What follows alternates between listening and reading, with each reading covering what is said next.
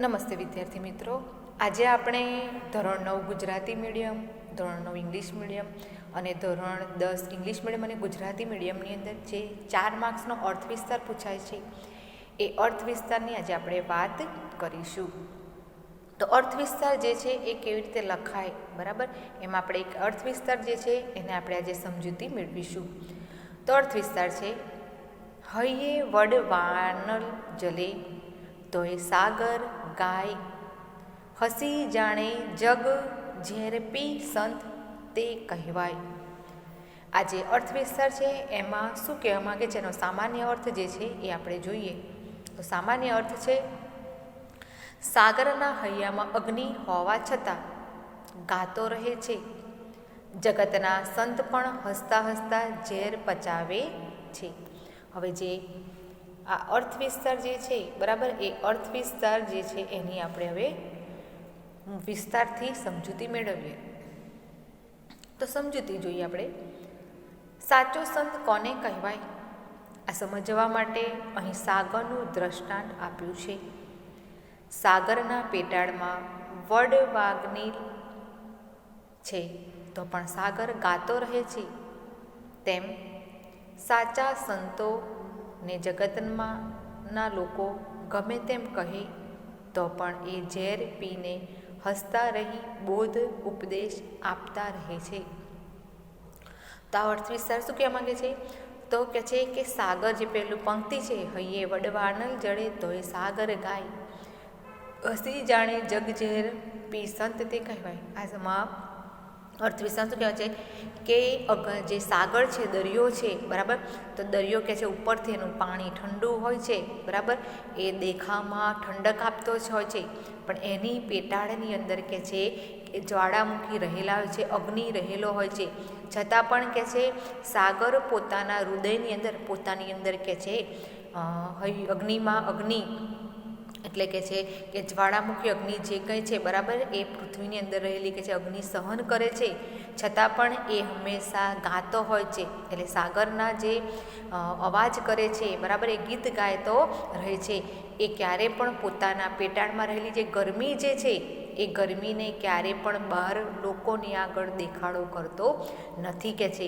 એ હંમેશા કે છે એ બધી જે કંઈ અગ્નિ છે પેટાળમાં રહેલી, એ બધી અગ્નિને સહન કરે છે, એનો તાપ સહન કરે છે, પણ એ પોતે અવાજ કરતો, ગીત ગાતો, એ હંમેશા બીજાના હૃદયને ઠંડક આપતો હોય છે.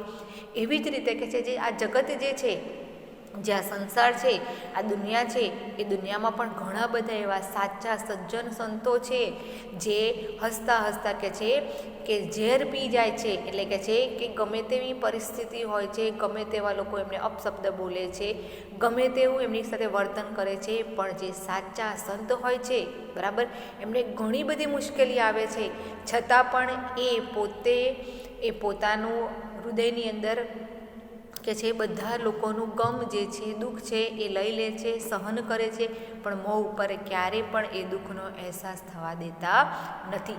હંમેશા લોકોના દુઃખ દર્દને પચાવી લે છે. એટલા માટે કહે છું કે જે સંતો હોય છે સાચા, એ હસતા હસતા ઝેર પચાવતા હોય છે કે છે. આગળ જોઈએ આપણે. આપણને સમાજમાં ઘણા સંતોના દ્રષ્ટાંત મળે છે. સોક્રેટિસે ઝેર પીધું, મીરાબાઈને ઝેર આપવામાં આવ્યું, નરસિંહ મહેતાને નાગરી નાતના મહેણા સાંભળવામાં આપ્યા, પણ તેમણે બધાને તો સમાજને કંઈ ને કંઈ આપ્યું. જે સમાજને સાચો માર્ગ બતાવે તે સંત લોકોની કડવાશ સામે મીઠાશ આપે, અમૃત આપે, તે સાચા સંતો કહેવાય. બરાબર કે છે કે આપણા સમાજમાં, આપણા દુનિયામાં ઘણા બધા એવા સાચા સંતોના ઉદાહરણો જોવા મળે છે. જેમ કે સોક્રેટિસે કે છે ઝેર પીધું હતું, મીરાબાઈને પણ કહે છે કે એ પોતાનું શ્રી કૃષ્ણ ભગવાનની ભક્તિમય જીવન જીવતા, એમણે કોઈ મનમાં લોભ લાલચ કશું હતું નહીં. મીરાબાઈ હંમેશા એમને કોઈ પ્રકારનો મોહ નહોતો કે પોતે રાજકુંવરી છે, રાણી છે, છતાં પણ એમને ભગવાનની ભક્તિમાં જ લીન રહ્યા હતા. એ ભગવાન શ્રી કૃષ્ણના સાચા ભક્ત હતા. એમને કહે છે પોતે સાંસારિક જીવન જીવતા હતા, છતાં એમને ઘરમાંથી ઘણો બધો એમને સંસારના લોકોએ ખૂબ જ એમને હેરાન કરેલા, એમને હેરાન પરેશાન કરેલા. એમને છેલ્લે ઝેર પણ આપવામાં આવ્યું હતું.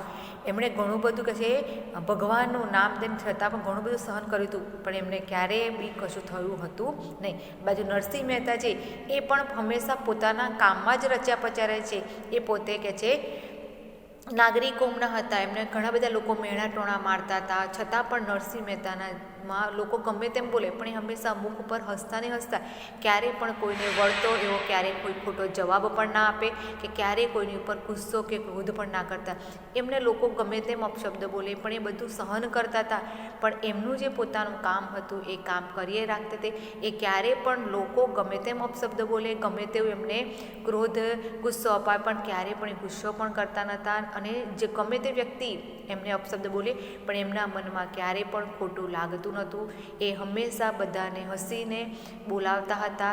એમને મેણા ટોણા સાંભળવા પડ્યા હતા, છતાં પણ કહે છે એમનો જીવનમાં એક જ ધ્યેય હતો કે હંમેશા ભગવાનની ભક્તિ કરવી અને પોતાનું જે જીવન છે એ જીવનનો યોગ્ય સાચો માર્ગ બતાવ. આમ કે છે ઘણા બધા લોકોની કડવાશ એમણે સાંભળી, એમના જીવનમાં ઘણું બધું એમને મુશ્કેલ આવી, છતાં પણ એમણે તો ભગવાનમય વચનોમાં અને ભગવાનમાં વિશ્વાસ રાખી અને લોકોએ કહે છે એમને જે કંઈ અપશબ્દ બોલ્યા બધા પચાવી લીધા, મીઠું અમૃત સમજીને પચાવી લીધા.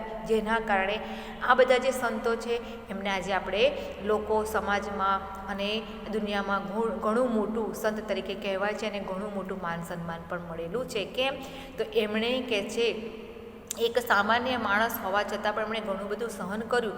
લોકોએ ગમે તેમ એમને અપશબ્દો આપ્યા છતાં પણ એમણે ક્યારેય કોઈને વળતો ખોટો જવાબ આપ્યો નથી કે સામે ક્યારેય ક્રોધ નહીં. એ પોતાના જ કામમાં રચ્યા પચ્યા રહ્યા. એટલા માટે એમણે જીવનમાં ઘણા બધા કષ્ટો સહન કર્યા. મીરાબાઈ, નરસિંહ મહેતા, સોક્રેટિસ એ લોકોએ પોતાના જીવનમાં ઘણા બધા દુઃખ દર્દો સહન કર્યા, પણ ક્યારેય પણ એમણે મોં ઉપર ક્યારેય પણ દેખાવા નથી દીધું.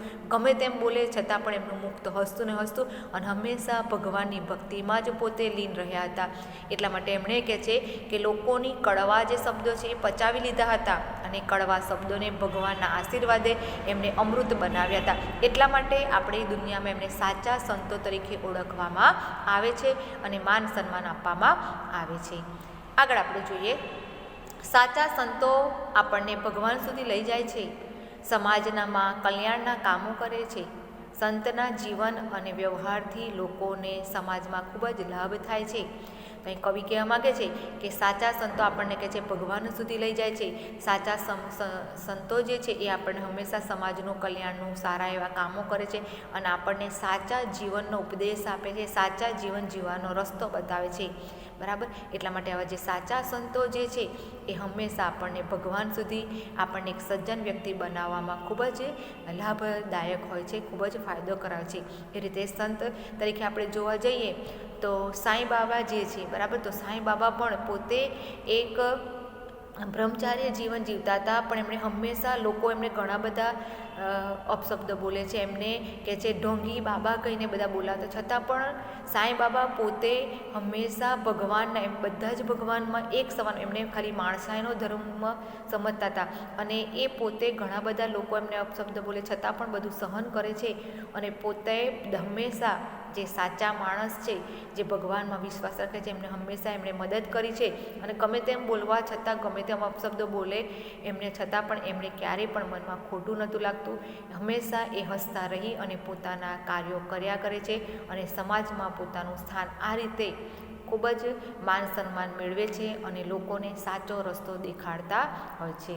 તો આજે અર્થ વિસ્તારમાં આપણને બોધ મળે છે કે સંતો હંમેશા પરોપકાર કરે છે. બીજો આપણને ઉપદેશ મળે છે કે સાચા સંતોના જીવન પરથી પ્રેરણા લેવી જોઈએ. બરાબર, તો આ જે અર્થ વિસ્તાર છે આપણને શું શીખવાડે છે કે સંતો હંમેશા પરોપકારના કામો કરે છે અને સાચા સંતો હંમેશા આપણને જીવન જીવવાની પ્રેરણા આપે છે, આપણને સાચા મનુષ્ય બનાવવાની પણ પ્રેરણા આપતા હોય છે. તો અહીં આગળ તમારો જે અર્થ વિસ્તાર જે છે એ અર્થ વિસ્તાર પૂર્ણ થાય છે. Thank you.